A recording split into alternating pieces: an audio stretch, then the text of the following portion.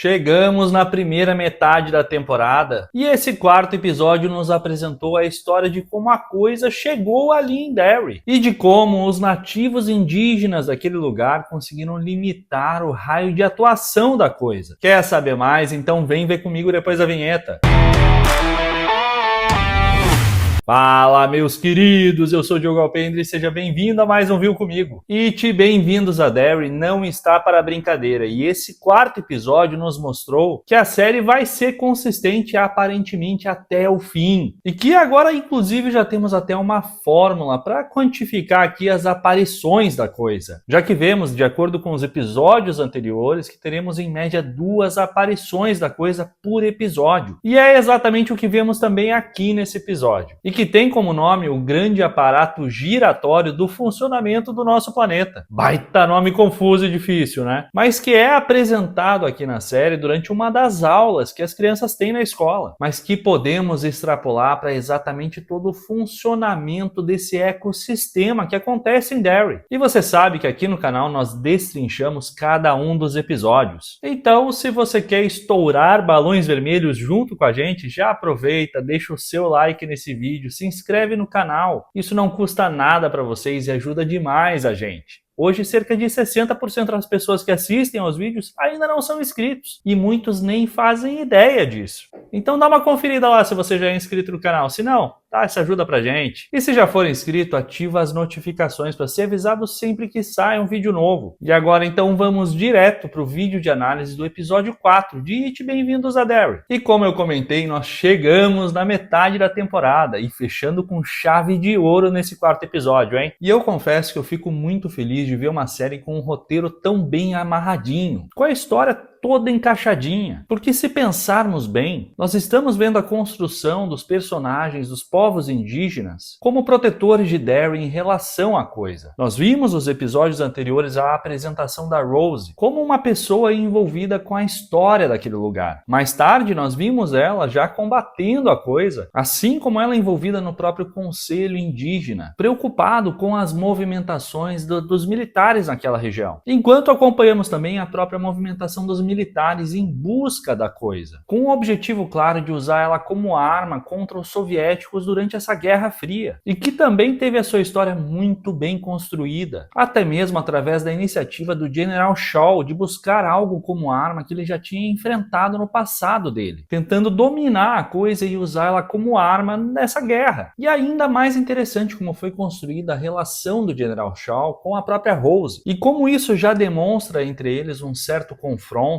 em função desses interesses opostos e contrastando com a relação de carinho que eles têm um pelo outro e que foi criada lá em 1908, quando a Rose salvou o Francis, enquanto eles ainda eram só crianças. E é interessante como a vida separou os dois durante esses mais de 50 anos e agora eles se encontram aqui com histórias e passados e experiências de vida totalmente diferentes e que vão nortear as atitudes de cada um deles daqui para frente. A experiência sobrenatural que o Francis Shaw viveu durante a infância dele abriu a mente para o que nós estamos vendo. Ele buscar e envolver o Dick Halloran, buscar alguém sem medo como Leroy Hanlon e ainda o desejo de utilizar a coisa como uma arma em benefício do próprio país. Em paralelo, temos a Rose, que mesmo enquanto era uma criança, já possuía o conhecimento passado pelos seus ancestrais, daquilo que assombrava aquele lugar. Já que descobrimos nesse episódio que eles aprendem sobre essa história quando fazem 7 anos de idade. Ou seja, enquanto o Francis tem um conhecimento superficial, a Rose domina esse conhecimento passado de geração em geração. E nesse episódio nós conhecemos exatamente como a coisa surgiu em Derry. Ou melhor, na região onde Derry futuramente se desenvolveu, exatamente em função da existência da coisa. E aí já entramos exatamente no ponto principal desse episódio, que demonstra exatamente como tudo isso aconteceu, com uma estrela cadente caindo no meio da floresta e abrindo um buraco na terra, uma caverna, onde a estrela se abriu, se partiu e permitiu que a entidade que havia sido aprisionada e banida no espaço conseguisse se libertar e saísse dali, habitando e assombrando aquela floresta durante milhões de anos e se alimentando do que ali entrasse. E com o surgimento dos povos ancestrais e dos diversos confrontos, acompanhamos essa descoberta dos povos originários, dos povos indígenas, que o uso do fragmento da estrela cadente que trouxe trouxe a coisa poderia ser utilizada como arma. E como a luta desse povo para manter a paz é muito mais uma luta contra a ignorância dos outros povos que ali chegam. Por exemplo, vimos isso quando os colonos chegaram, expandindo o território dominado por eles, através da força e justificado pelo destino manifesto. E que olha que curioso, foi algo real lá nos Estados Unidos, em que essa exploração, essa dominação e expansão foi justificada como um dever divino dos povos brancos em expandirem o seu território. E que, embora pareça um completo absurdo, foi mencionado recentemente esse mesmo destino manifesto pelo próprio Donald Trump, justificando uma futura exploração de Marte. Ou seja, a luta dos povos originários foi contra a ignorância dos colonos naquela época, já que, embora tenham sido avisados, os colonos ignoraram e continuaram invadindo a floresta, sendo massacrados e consumidos pela coisa, que a cada investida se alimentava mais, ficando cada vez mais forte, obrigando os povos indígenas a se aventurarem pelas cavernas dentro daquela floresta em busca de mais fragmentos da estrela cadente, com o objetivo de limitar o alcance da coisa, à medida que ela ficava cada vez mais forte. Só que agora, ao invés de utilizar esses fragmentos como arma, utilizariam esses fragmentos como barreira que limitaria geograficamente o alcance da coisa, impedindo que ela saísse da floresta aonde ela caiu. E é aí que entra a história dos guerreiros desse povo. Uma guerreira chamada Sesk, que deu a sua vida para proteger o seu povo, e que na sequência Nekane, a sua filha, assumiu esse posto e colocou o seu plano em prática, escondendo 13 fragmentos da estrela cadente, rodeando a até então chamada Floresta Ocidental, prendendo a coisa dentro dessa limitação geográfica, aonde mais tarde se desenvolveu Derry, exatamente dentro desses limites. E então, após conhecermos a Rose e acompanharmos o seu desenvolvimento nos episódios anteriores, e as suas ações em busca de proteger o seu povo, para mim fica bem clara a hipótese de que ela seja uma descendente direta de Nekane e de Sesk, e como karma familiar dela, lutando mais uma vez contra a ignorância. Só que agora dos militares, que acreditam ser possível controlar essa coisa e usar ela como arma contra os soviéticos, mas sem ter a menor preocupação e conhecimento do risco de libertarem a coisa para fora dos limites traçados pelos próprios indígenas lá no passado. E precisamos concordar que conhecer a origem dessa história poderia cair num clichê clássico utilizado em filmes de alguém narrando essa história no início de um episódio, mas que para mim cortaria totalmente o clima do que nós estamos acompanhando na história da série.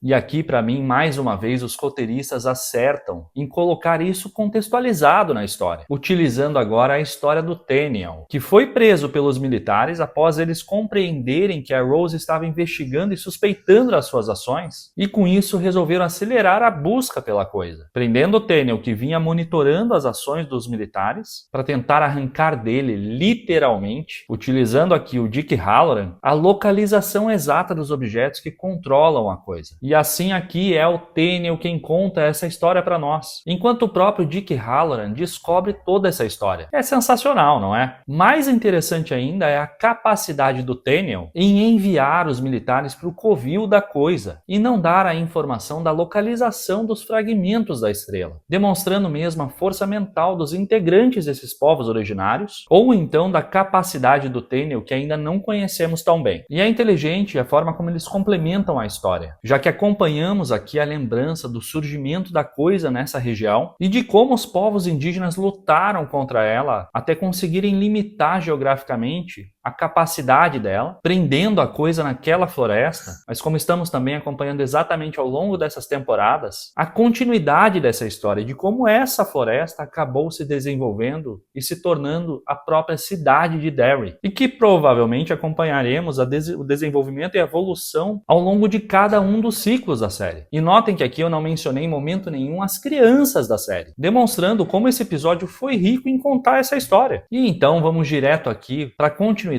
do que aconteceu no episódio anterior, já que após toda a ação que vimos no final do episódio passado no cemitério, as crianças acreditavam que tinham reunido provas suficientes para inocentar o Hank, o pai da Roni, e com isso vão até a delegacia para apresentar aquelas fotos, entregando o envelope para o chefe Bowers. Porém, essas fotos não mostram nada sobrenatural, o que representa que a coisa manipulou a mente deles, brincando com eles e fazendo com que eles fossem desacreditados ali, com exceção da foto do palhaço, que se assemelha muito a essa estátua que nós vimos lá durante essa cena do cemitério. Nada sobrenatural apareceu ali. Após isso, as crianças pouco podem fazer a não ser se protegerem de uma próxima manifestação da coisa. E aqui aparece a genialidade do Will em compreender os motivos, o interesse da coisa, em gerar o máximo de medo nas suas presas, liberando adrenalina e cortisol no sangue delas, o que deixariam essas presas mais saborosas para a coisa.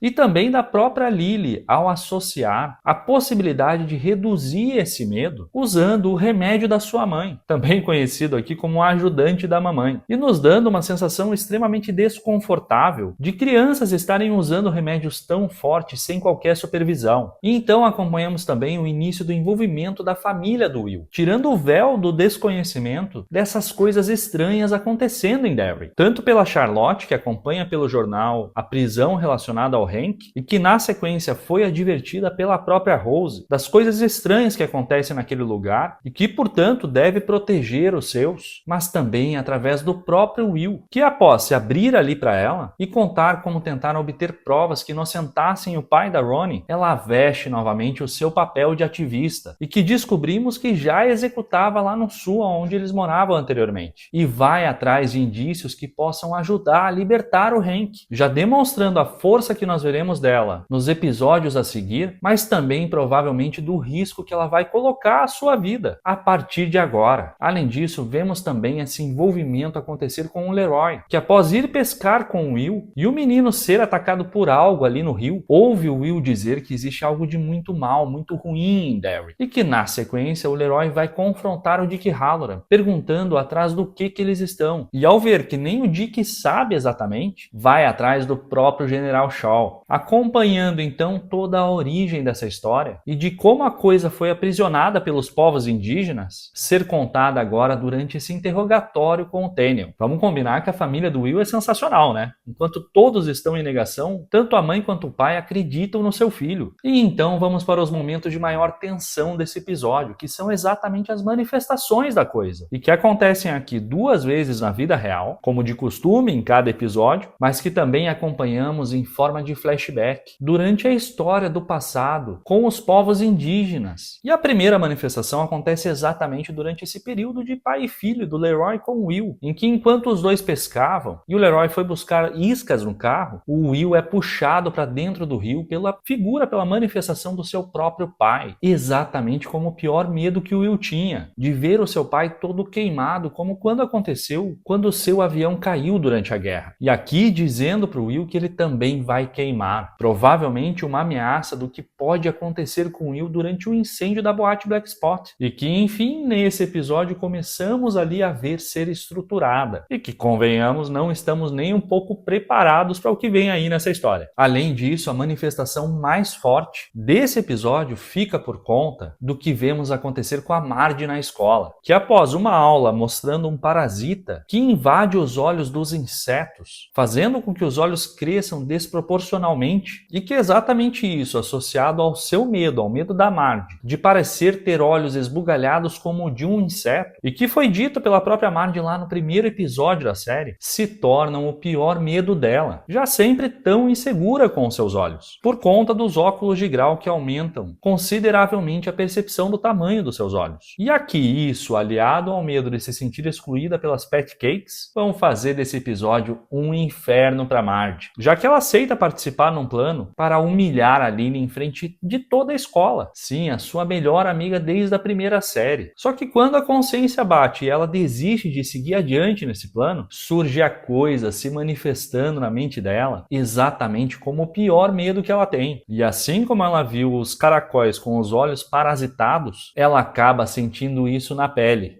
Ou melhor, nos olhos, numa cena bizarra e que causa a maior angústia na gente, e fazendo com que ela tome a atitude mais drástica possível, indo até a oficina e se mutilando em frente a Lily, que tenta impedir, mas acaba sendo flagrada pela escola toda na posição de como se fosse ela quem tivesse mutilado a Marge. Ou seja, coitada da Lily, mais uma vez vai sofrer as consequências por algo que ela não fez. E sinto aqui um padrão que pode levar a Lily a ser lobotomizada. Lá no sanatório Juniper Hill no final dessa temporada. O que vocês acham? Comentem aqui embaixo. E aí, vale algumas curiosidades em relação a outras manifestações da coisa nesse episódio. O Will não consegue dormir depois de tudo que ele passou e para se distrair vai utilizar o telescópio para observar as pessoas na rua, já se subvertendo ao que disse que não faria no passado, demonstrando aqui claramente uma mudança no personagem. Mas aqui ele acaba vendo o próprio Pennywise observando ele pela janela, enquanto o palhaço estava ao lado de uma árvore,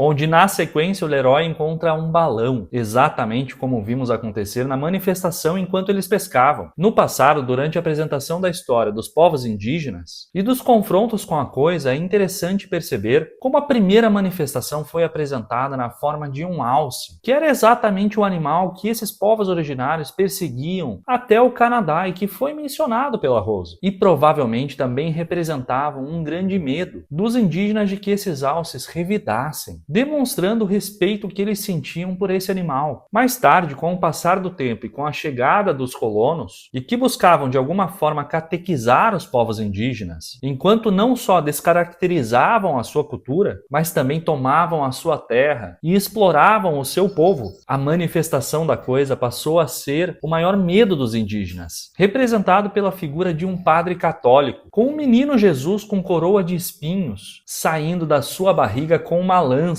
subjugando os indígenas e destruindo a sua cultura, a sua história, a sua alma. A série consegue criar de forma sensacional essas associações, seja de forma visual, muitas vezes em diálogos ou mesmo na presença de personagens. E com isso, então, vamos encerrar essa primeira metade da primeira temporada, e que, na minha opinião, tem uma história super consistente e que promete trazer uma segunda metade ainda melhor, principalmente pela presença do Bill Skarsgård como Pennywise, que já devemos ver nos próximos episódios, já que estamos acompanhando gradualmente a sua chegada, sentindo a sua presença se aproximar cada vez mais. E que venha o episódio 5, estamos ansiosos. Comente aqui embaixo o que você achou desse vídeo e do próprio episódio. E não esquece, se gostou, clica ali na opção de hypar, isso ajuda demais a que o vídeo chegue a mais pessoas e assim o canal continue crescendo. E se você não tinha visto nada disso, agora você viu comigo.